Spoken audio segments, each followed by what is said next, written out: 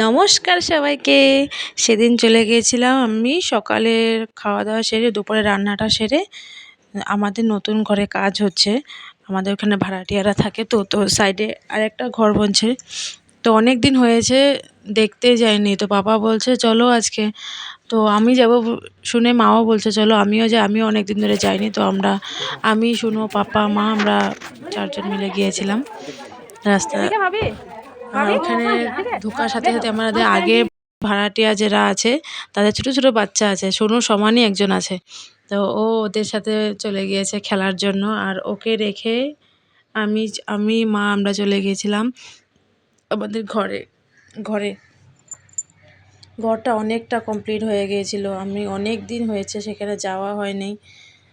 দেখে ভালোই লাগছিল, অনেক দিন পরে এসেছি, সব কিছু মোটামুটি হয়ে গেছে। আমি যখন এসেছিলাম তখন কিছুই হয়নি, অনেকটাই হয়ে গেছে, সব মোটামুটি শেষেই কাজ। এখন ওয়ারিং হবে আর কমপ্লিট হয়েই যাবে, আর 1 মাসের মধ্যে ঘর প্রায় কমপ্লিট হয়েই যাবে। তো সেসবই ঘুরে ঘুরে দেখছিলাম, উপরেও চলে গিয়েছিলাম, কেননা আমি এইবার ফার্স্ট উপরে উঠছিলাম। আগে আমি উপরে উঠিনি, তখন বাঁশ লাগানো ছিল, ছাদ ঢালাই হয়েছিল, তখনই আমি লাস্ট গিয়েছিলাম। তো উপরে যাইনি, উপরেও চলে গিয়েছিলাম। এদিকে শুনো খেলতে খেলতে ওর মনে পড়েছে, আরে আমি তো মার সাথে এসেছিলাম, মা কোথায় গেল।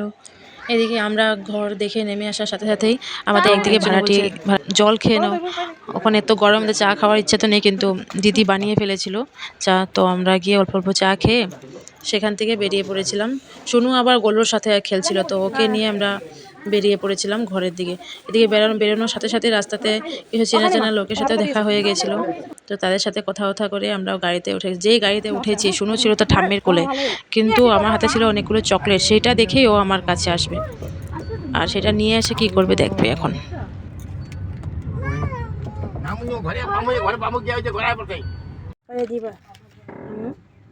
আমরা পৌঁছে গেছি ঘর, আর ঘর পাওয়ার সাথে সাথে শুনু গাড়ির থেকে নামার লগেই চলে গিয়েছিল টনির কোলে।